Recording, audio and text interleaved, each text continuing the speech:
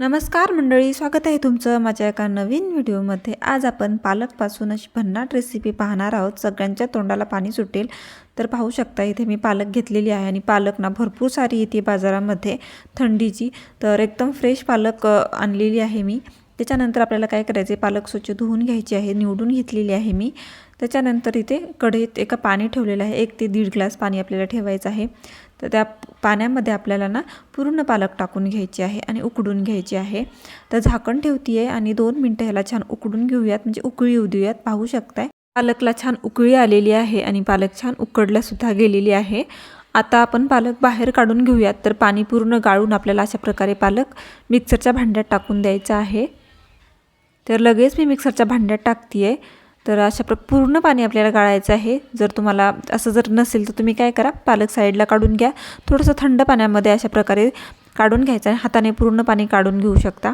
त्याच्यानंतर मिक्सरच्या भांड्यात घालून आपल्याला छान असं पालकची प्युरी करून घ्यायची आहे। त्याच्यानंतर इथे काय केलेलं आहे, 2 वाटी मी गव्हाचं पीठ घेतलेलं आहे। तुम्हाला किती बनवायचं त्याच्यानुसार कमी जास्त गव्हाचं पीठ करू शकता। त्या गव्हाच्या पिठामध्ये आपल्याला पूर्ण पालकची प्युरी टाकून घ्यायची आहे।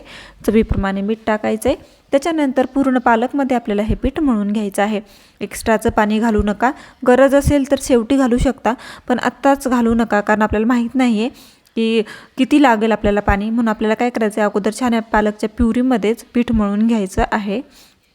तर मी अगोदर एकही थेंब पाणी टाकलेला नाही आहे, फक्त पालकच्या प्युरीमध्ये अशा प्रकारे आपल्याला मळून घ्यायचं आहे। जर वाटत असेल की थोडंसं घट्ट झालं आहे, पाणी लागणार आहे, तरच पाणी घाला, नाहीतर काही गरजच राहणार नाही। पाहू शकताय मी ते छान असा पिठाचा गोळा तयार करून घेतलेला आहे। तर अशाच प्रकारे हे पीठ आता आपल्याला 10 ते 15 मिनिटं साईडला ठेवायचं आहे। तोपर्यंत छान मसाला तयार करून घेऊया। त्याच्यासाठी इथे कढईत मी तेल घेतलेलं आहे। त्याच्यामध्ये अर्धा चमचा जिरे टाकून घ्यायचे आहेत आणि इथे 7 ते 8 लसणाच्या पाकळ्या आणि 1 मी हिरवी मिरची अशा प्रकारे कट करून घेतली आहे, ती टाकून घ्यायची आपल्याला। आणि मिरची आणि लसूण छान अशा प्रकारे परतवून घ्यायचं आहे। त्याच्यानंतर एक कांदा बारीक कट करून घेतला होता, ते टाकून घ्यायचं आहे आणि कांदासुद्धा आपल्याला छान असं परतवून घ्यायचा आहे। कांदासुद्धा मी छान परतवून घेतलेला आहे। त्याच्यानंतर इथे मी पत्तागोबी आणि गाजर खिसून घेतला होता, गाजर ते टाकून घेतलेला आहे आणि पत्तागोबी बारीक बारीक कट करून घेतलेला आहे। आता आपल्याला पूर्ण अशा प्रकारे मिक्स करून घ्यायचं आहे। तुम्ही बीटसुद्धा खिसून टाकू शकता, आवडेल त्या भाज्या तुम्ही ह्याच्यामध्ये ॲड करू शकता। तर अशा प्रकारे मी मिक्स करून घेतलेला आहे। 2 मिनिटं फक्त परतवून घ्यायचे। त्याच्यानंतर सुके मसाले टाकून घेऊयात, गरम मसाला आणि इथे ब्लॅक पेपर पावडर म्हणजे काळी मिरी पावडर अर्धा चमचा टाकलेला आहे, त्याच्याने चव खूप छान येते। चवीप्रमाणे मीठ टाकायचं आहे आणि गरम मसाला धना पावडर टाकून घेतलेला आहे। फक्त एवढेच मसाले आपल्याला यूज करायचे आहेत, दुसरे काही मसाले आपल्याला टाकायचे नाही आहेत। आता छान मिक्स करून घेऊयात, फक्त आपल्याला 1 मिनिट परतवून घ्यायचं आहे। त्याच्यानंतर आपल्याला भरपूर सारी कोथिंबीर टाकायची आहे आणि आपलं हे जे सारण आहे ते रेडी झालेलं आहे, एकदम चटपटीत असं। आता कोथिंबीर मिक्स करून घेते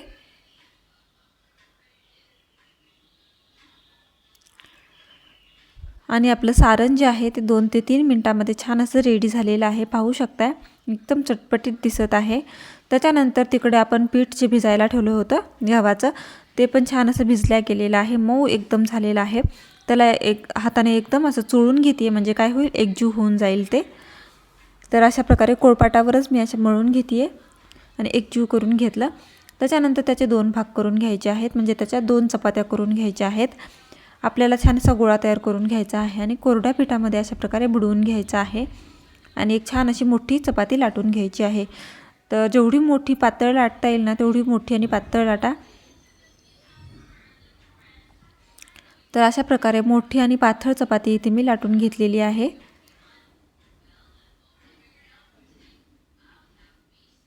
पाहू शकताय तुम्ही छान असा कलर आलेला आहे, एकदम ग्रीन ग्रीन असा पालकचा खूप छान कलर आलेला आहे।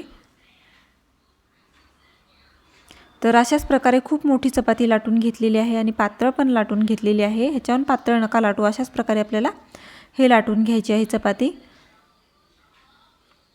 त्याच्यानंतर आपण जे सारण बनवून ठेवलं होतं ते सारण आपल्याला पूर्ण चपातीभर पसरवून घ्यायचं आहे। तर भरपूर सारण टाकते आणि मस्त सगळ्या चपातीभर अशा प्रकारे पसरवून घेते।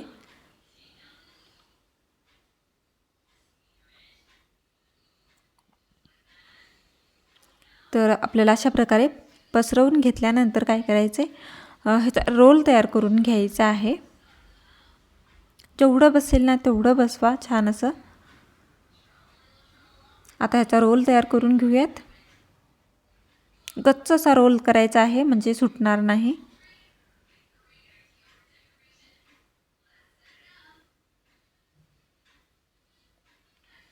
तर पाहू शकता अशा प्रकारे रोल तयार करून घेतलेला आहे.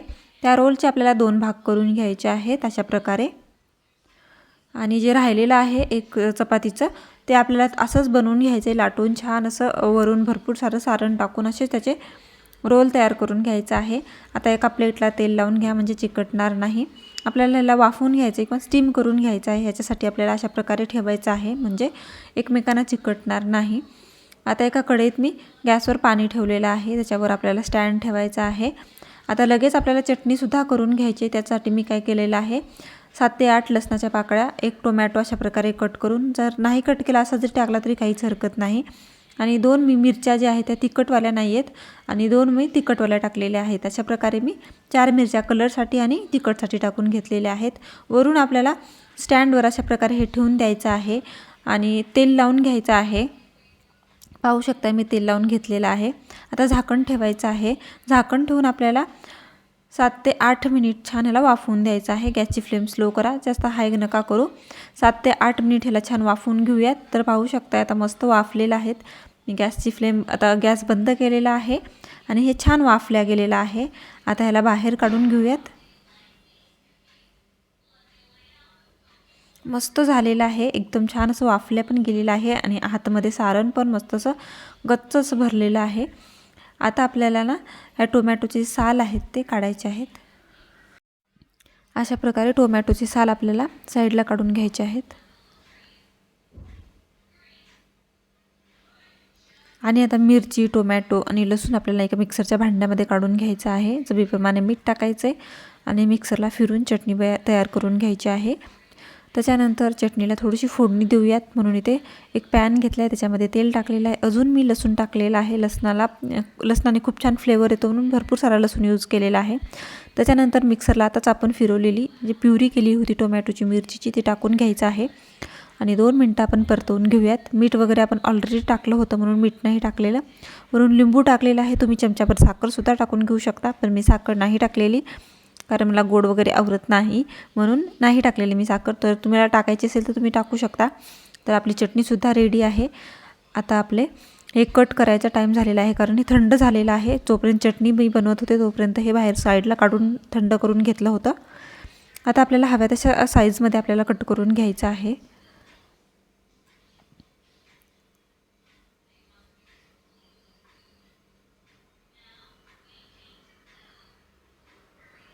पाहू शकता अशाच प्रकारे आपल्याला जे राहिलेलं आहे ते सुद्धा कट करून घ्यायचं आहे.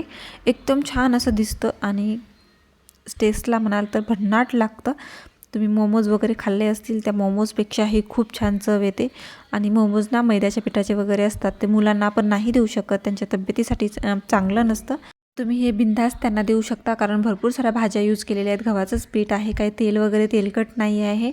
तर नक्की ट्राय करा, तुमच्या मुलांसाठी खूप हेल्दी आहे. पालक वगैरे आपण यूज केलेली आहे, दिसायलासुद्धा खूप छान दिसतात क्षणी मुलं आवडीने खातील.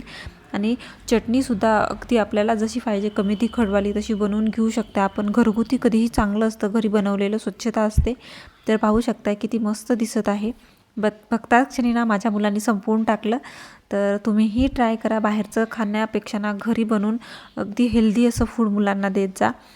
खूप छान झालं होतं, तुम्ही एकदा नक्की ट्राय करा. ट्राय केल्यानंतर ना तुम्ही रिव्ह्यू ना माझ्या कमेंट बॉक्समध्ये द्यायला विसरू नका. तर एकदम चटणी अशी बाहेर जशी गाड्यावर मिळते ना तशीच झाली होती, खूप अशी टेस्ट मस्त येत होती. तर अशा प्रकारे मी ट्राय केले, तर तुम्हीसुद्धा नक्की ट्राय करा.